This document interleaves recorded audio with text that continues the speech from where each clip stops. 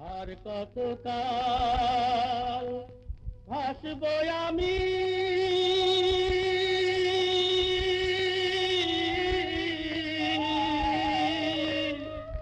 দুঃখের সারি গাইয়া।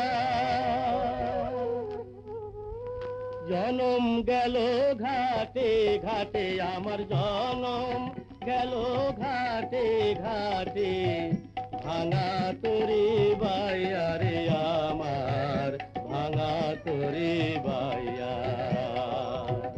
আর কতকাল ভাসব আমি দুঃখের সারি গাইয়া।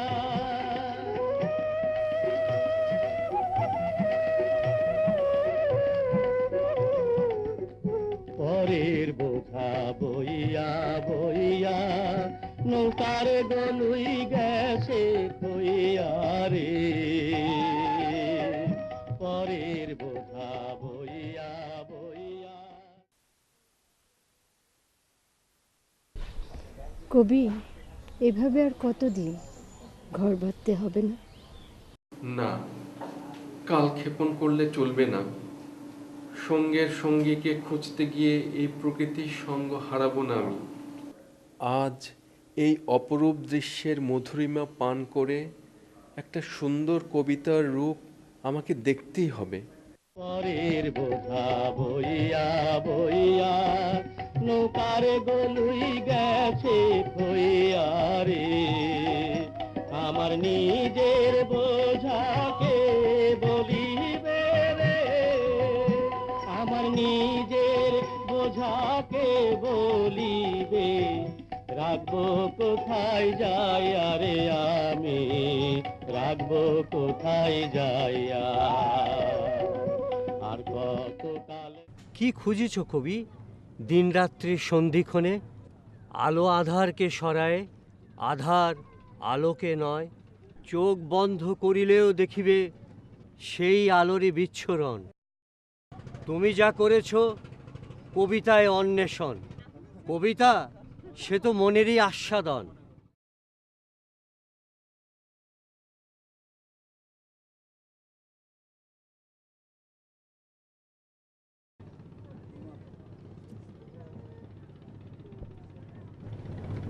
কে আপনি? আমার মনের কথাগুলো এত সুন্দরভাবে বললেন। কতদিন গুরুর কাছে কবিতা শিখছি, কিন্তু এমন কবিতা লিখতে পারলাম কই? শুধু কি দীক্ষায় হয় কবিতা? শিক্ষাকে কি খুঁজিয়াছ? মন তত বড়, যত বড় বানাও তুমি। যদি কবি হতে চাও চলে আসো আমার কাছে। ওই দক্ষিণের পোড়া বাড়িতে আমার বাস, আমার ঘর। আমাকে লোকে নিখুঁত বাণীর গুরু বলে ডাকে।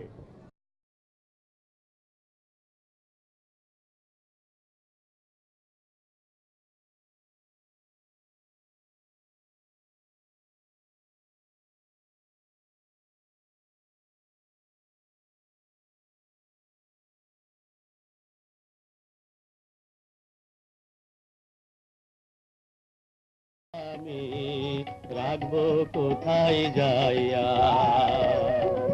আর কতকাল ভাসব আমি দুঃখের সারি গাইয়া।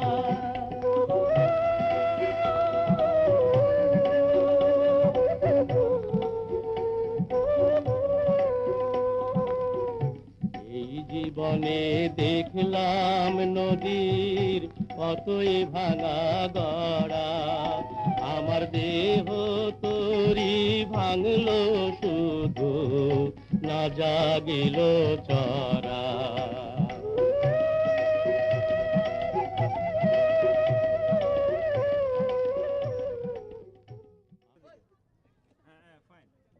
কি গো কবি, যাবে নাকি ওপার?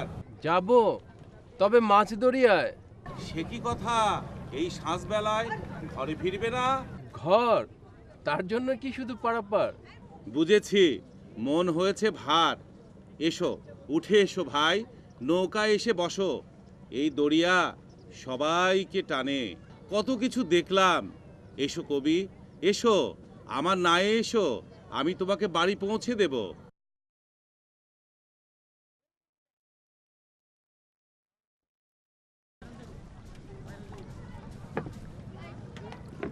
ঘরে কে আছে ভাই?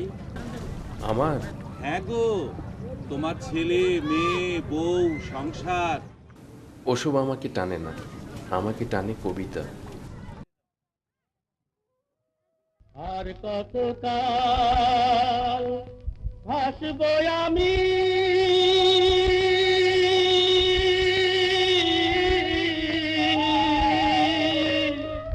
দুঃখের সারি গাইয়া। জনম গেল ঘাটে ঘাটে, আমার জনম গেল ঘাটে ঘাটে, ভাঙা তোরে বাইয়া রে আমার, ভাঙা তোরে বাইয়া।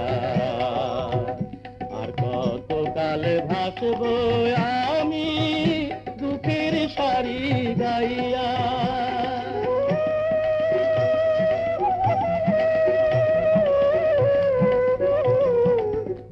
পরের বোঝা বইয়া বইয়া নৌকার গলুই গেছে কইয়া রে।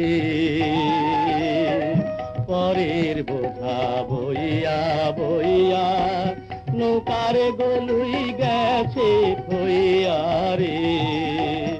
আমার নিজের বোঝাকে বলিবে রে, আমার নিজের বোঝাকে বলিবে।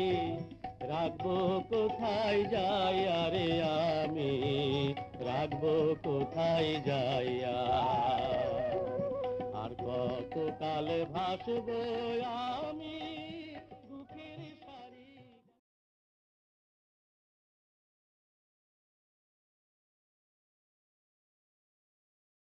হুজুর, দেরি হয়ে যাইতেছে, চলেন।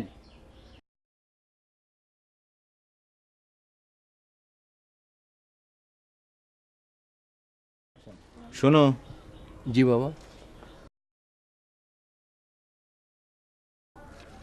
তুমি যাও।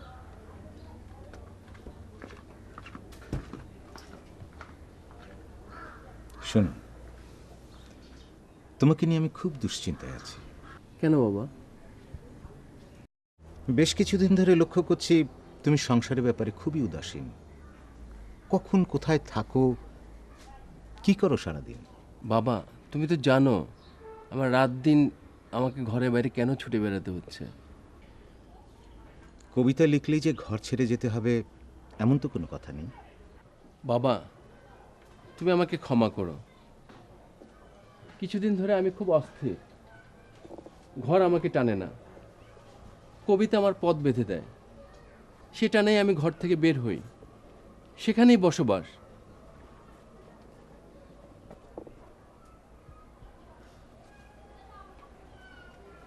সেজন্যই তো আমি তোমার বিয়ে ঠিক করেছি, তোমারই পছন্দের মেয়ের সঙ্গে। বাবা, তুমি আমাকে মাফ করো। কবিতা লক্ষ্মীকে পেতে আমার কিছুদিন একা থাকা দরকার। আমি একটু সময় চাচ্ছি, তুমি আমাকে একটু সময় দাও।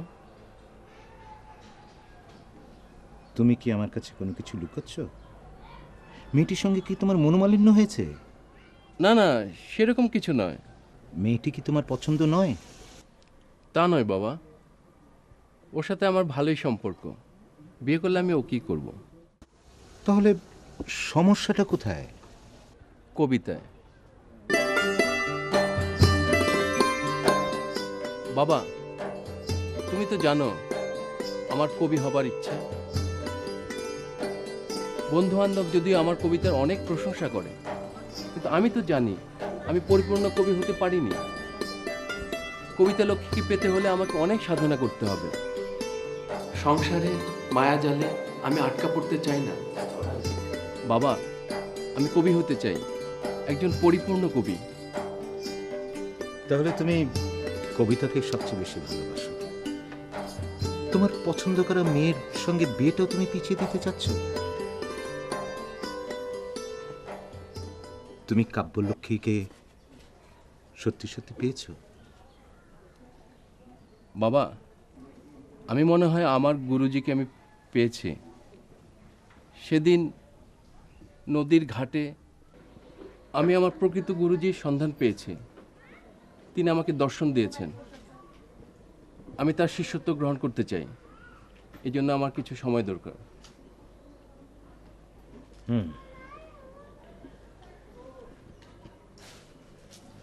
বেশ, আমি তোমাকে 1 বছরের সময় দিলাম।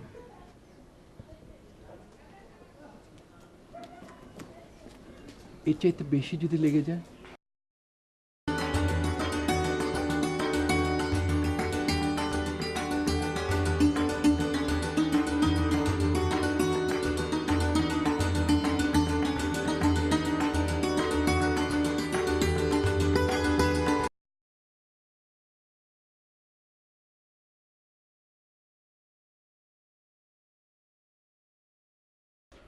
বাবা, আমি কবি হতে চাই, একজন পরিপূর্ণ কবি। তাহলে তুমি কবিতাকে সবচেয়ে বেশি ভালোবাসো। ঘরে কে আছে ভাই? আমার? হ্যাঁ গো, তোমার ছেলে, মেয়ে, বউ, সংসার। শুধু কি দীক্ষায় হয় কবিতা? শিক্ষাকে কি খুঁজিয়াছ?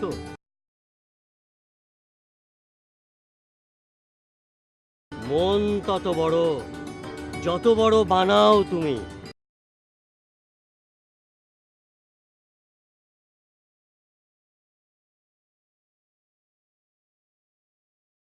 ওই দক্ষিণের পোড়া বাড়িতে আমার বাস, আমার ঘর। আমাকে লোকে নিখুঁত বাণীর গুরু বলে ডাকে। আমি আসছি গুরুজি। কাব্যলক্ষ্মীর দেখা আমাকে পেতেই হবে, না হলে এ জীবনই বৃথা। আমি জানি যে পথের দিশা শুধু তোমার কাছেই আছে, সে পথে আমাকেও সঙ্গী করো। আমি আসছি গুরুজি। বাবা, আমি যাচ্ছি। আমার উদ্দেশ্য যেন সফল হয়, তুমি আমাকে আশীর্বাদ করো।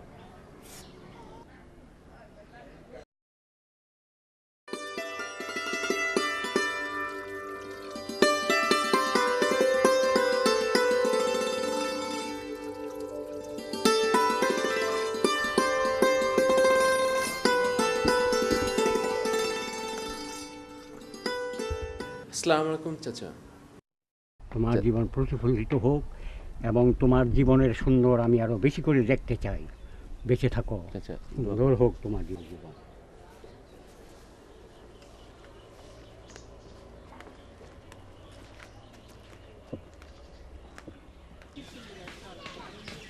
এই কবি,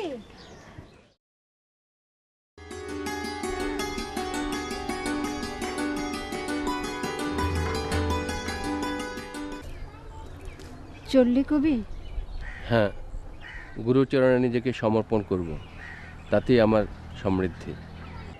সে দীক্ষা কি সংসারে সম্ভব নয়?